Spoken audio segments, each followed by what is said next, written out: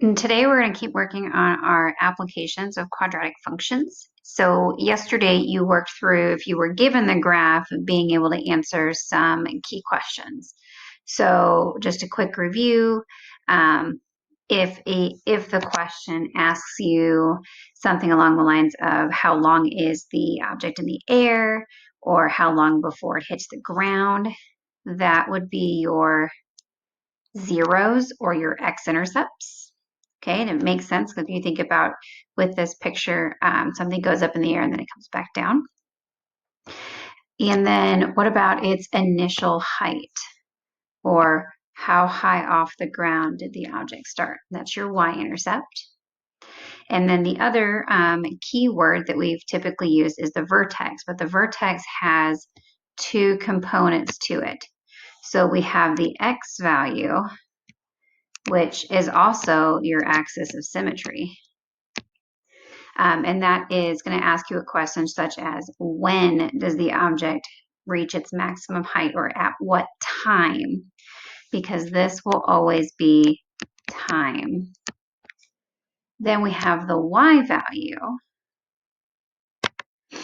and that's going to ask you, what is the maximum height? Okay, or how high did the object go? And that would be just the y value of the vertex. So the x value and the y value have two completely different meanings for applications. And then we do have the last button here, kind of in the middle, this one here. If you want to figure out the height of an object at any time, all you have to do is plug in the time for t, or we typically, up until now, we've used x's instead of t's, but they're really interchangeable for these situations. So what we're going to do today is we're going to go through and look at, well, what if I don't have a picture? Okay. And the easiest thing that I tell students is, first of all, you need to read the problem. Then start to sketch your own picture. Give yourself a visual to help you really try to figure out what this question is asking. So a frog is sitting on the ground when he is scared by a dog. The frog jumps at initial speed of 6 feet per second, and his movement is modeled by the equation h of t equals negative 6t squared plus 6t, where h is the frog's height at any given time t.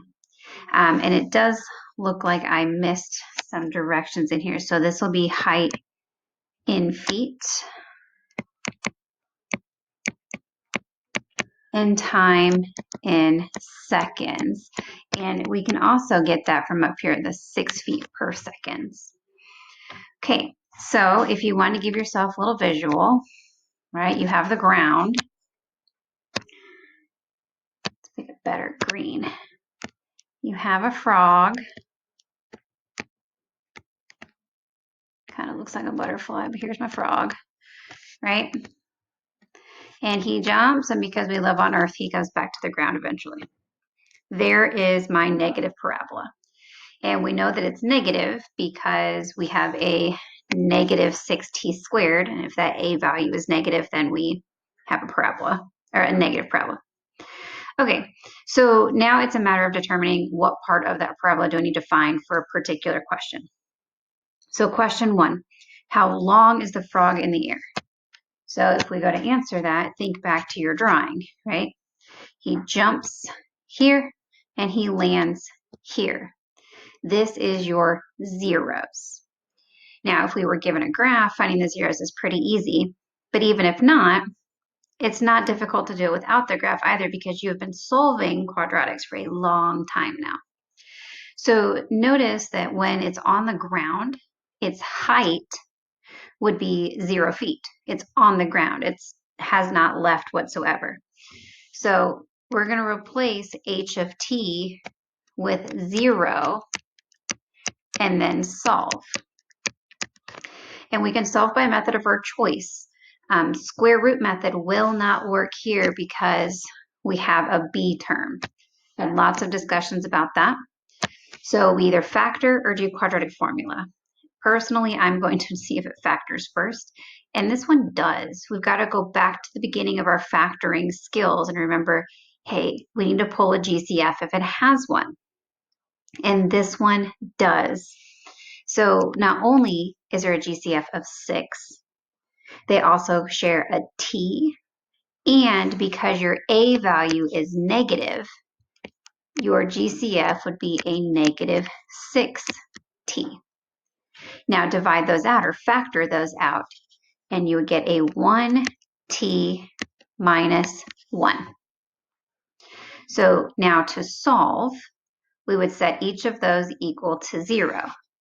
So negative 6t is equal to 0, and t minus 1 is equal to 0. And I'm running out of space, so I'm going to have to come up here. If I solve negative 6t equals 0, divide both sides by negative 6, and I get t equals 0. Solve t minus 1 equals 0, and I get t equals 1. That tells me the frog is on the ground at time 0 and time 1. Kind of blends in. We'll make it like official 1. So now we have to answer the question, how long is the frog in the air? Well, from 0 to 1, he was in the air for 1 second. Okay, so now we get to the next question. How high did the frog get? So again, I got my frog, he jumps, and I want to know up here, how high did he get? So I know that that's the vertex. Now to find that, I need to know my axis of symmetry. I need to know this piece here before I can find the y value. So I'm actually going to be answering question 3 before I am question 2.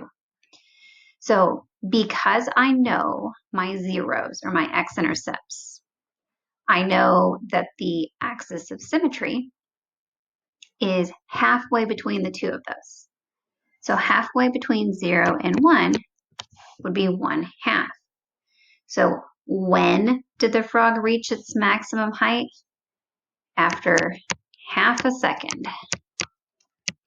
Now, if you didn't remember that it's the halfway point, we also know that the axis of symmetry is opposite of b over 2a.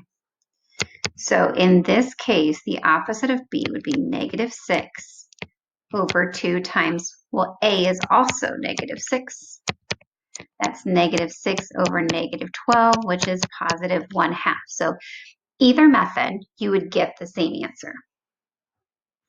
So now let's go back to, well, how high did he jump? What is that max height? So that would be plugging in our 1/2. So our height is at half a second, because that's how long it took to get there. We would plug in 1/2 for all of our t's. Order of operations says I need to square 1/2, which is 1/4. And then 6 times 1/2 I know is 3. So if I keep working through this, negative 6 times 1/4 is negative 6/4, which reduces to negative 3/2. And I know that that is negative 1.5. And if I combine those, that gives me a positive 1.5. So the max height is 1.5. Now we need to really watch that we label our units. With applications, I need to know if that's 1.5 seconds or if that's 1.5 feet. And you can use some logical reasoning with it. If it wants to know how high this frog jumped, this would be 1.5 feet. Okay. Next one. What's the frog's starting height? So this would be its y-intercept. Now we can do a couple of things. I can add a y-axis maybe to my graph at time 0. This would be my y-axis. Or I can go back to my equation.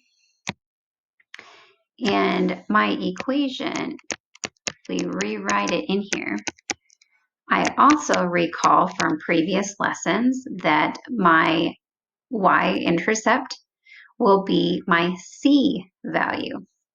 So I have A, B, what's my c value? 0. If it's not there, it's 0. So its starting height is 0 feet, which makes sense because the frog jumped from the ground and that was the initial time. Okay, what is the frog's height after 3 seconds? And I think that is a wrong number for this problem because he went after 1 second. So after 3 seconds, he is going to already be on the ground and he's not going to be buried underground. I guess we could say that he went into the pond. So let's do this. Instead of 3 seconds, let's say it's after 1/4 of a second. We would plug that in. His height after 1/4 of a second is -6 times 1/4 squared. Sorry, that's a 4. That really looks like a 9. Plus 6 times 1/4. Okay, and then we use our algebra skills. 1/4 squared is 1/16. 6 times 1/4. I'm going to leave it 6/4 for a minute because I want to see about getting common denominators. So -6 times 1/16 is -6/16, which reduces to -3/8. Plus, I'm going to go ahead and change 6/4 into 12/8 so that I can add them. And that leaves me with 9/8. So, or you could say 1 1/8 of a second. I know these ones came out weird because I had a mistake on there. So that's how you would find it after an initial, like at any time, what is the height of the frog? You just plug in that time. Okay, so let's go with another example. And this one should look very familiar because you did this, or we did this one yesterday in the notes, but it did have the graph with it. So a rock is thrown off the top of a piece of playground equipment. Its path is shown from the graph at right. The equation and its path are represented by h of t equals -t squared plus 4t plus 5, where h of t represents height in feet and t is time in seconds. Again, if you are a visual learner, draw yourself a little picture, right? We have the ground. It's on some kind of piece of playground equipment, right? Called a house. I don't know. Use your best skills. And something is thrown off the top of this, and then because we live on Earth, it is going to have to hit the ground. Okay, so how high was the rock thrown? That is going to be the vertex, right? That wants to know how high was it thrown.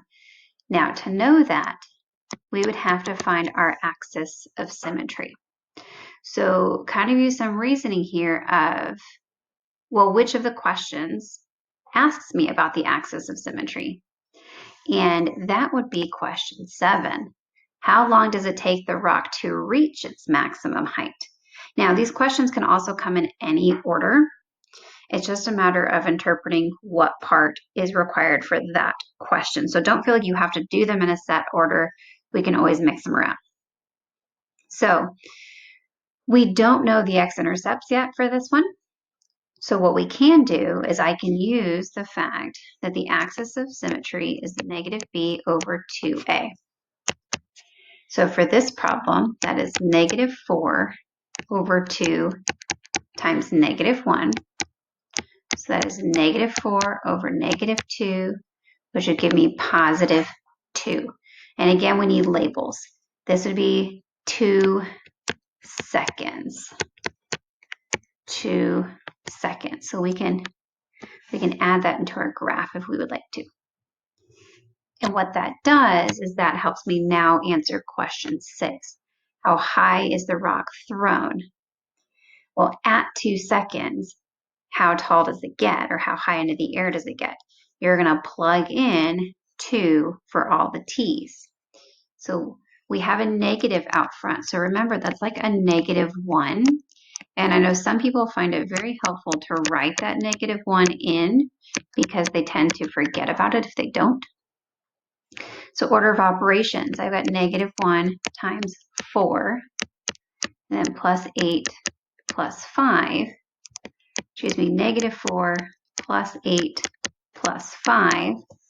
Let's see, -4 plus 8 is +4 plus 5 is 9. So this would be 9 feet into the air. Okay, so let's see if we can answer question 8 or if we need to go out of order again. So 8, how tall is the playground equipment? So that is a y-intercept. And if I look at my equation, I again know that that is my c value. So this would be 5 feet. Now, I also could have plugged in time 0, right? If I want to know its initial height, I could have plugged 0 in for all the t's and also gotten 5. Both of those would be the same thing. Okay, 9, how long is the rock in the air? Now, there are several ways that you can do this. And the first one I'm talking about is algebraically. So if I am wanting to solve, when is the height 0? I would be solving 0 equals -t squared plus 4t plus 5. Can't use the square root method because we have that -4t. So next we'll be trying to factor. And I am going to notice already that t squared is negative. So I'm going to factor out a -1 from everything. Because now I know with that being a +1t squared, I can use the shortcuts that we've talked about in class. I know this has to be t and t. I need two numbers that multiply to be 5. Well, that's only 5 and 1. And then they need to multiply to be negative and add to be -4. So the 5 would have to be your negative. And if I'm not sure if that's correct, I could always multiply this out and make sure I do get my original equation. Okay, zero product property says set anything with a variable equal to 0. So I get an answer of t equals 5 and t equals -1. Now, one of those we dismiss because it's not a logical answer, and that would be -1. What that means is if I go back up to my picture, because I began launching that rock at time 0, I mean, this parabola is still going to keep going, and that would end up landing back here at -1, but we can't go back in time. So as far as an application problem, this isn't a logical answer. It would be part of the quadratic path, but it's not a logical answer for the question. So the other answer we had was 5, which means my other 0 is at 5.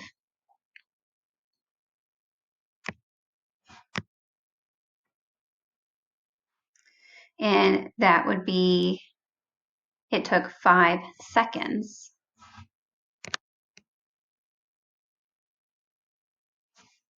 my pen working, 5 seconds to hit the ground. Okay. Now, so for putting how long the rock is in the air, you would factor.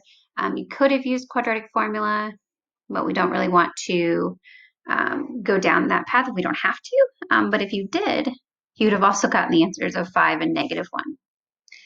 Okay, one more thing up here that I want to talk about is some people may have thought, well, from here to here was 2 seconds. So from the 2 out to my next 0 should also be 2 seconds. That does not work here, again, because if I were to draw in the rest of this parabola that doesn't count for the problem because you go back in time, now you can see that 2 is indeed the midpoint between those zeros. Okay, there's 3 units in between there and 3 units in between here.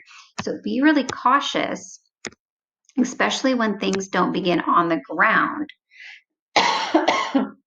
that you can actually do the algebra and double check all of your answers as well. Okay, 10. Last one is how far off the ground is the rock after 1 second. So that's t equals 1. So all I've got to do is plug it in. -1 times 1 squared plus 4 times 1 plus 5. And again, this -1 out front is totally up to you if you write it in or not. Go through order of operations. Let's see, -1 plus 4 is 3, plus 5 would give me 8. And it wants to know how far off the ground is it after 1 second. This would be 8 feet. Okay, and that's it, right? Make sure, cut yourself some slack on figuring out which part of the parabola it is, and you can always reference back to the picture on the front page if you need any help.